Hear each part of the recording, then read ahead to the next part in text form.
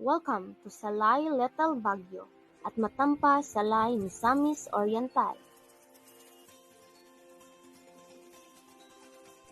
Did you already know about the Salay Little Baguio in Misamis Oriental? This little Baguio of Salay Misamis Oriental is located at Barangay Matampa, Salay Misamis Oriental, which is 8.5 kilometers away from National Highway.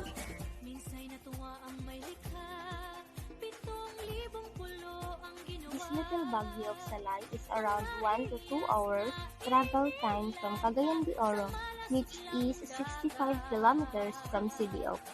From the highway, you need to travel around 15 to 20 minutes to reach this travel destination of yours.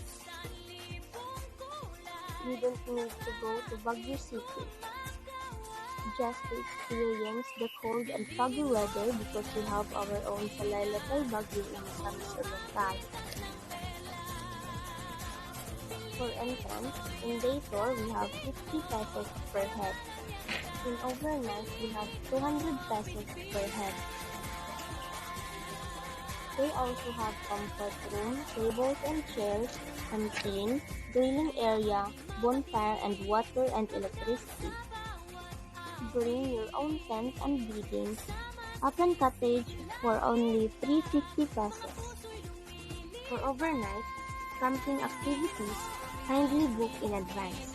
For inquiries, kindly visit their page. Thank you!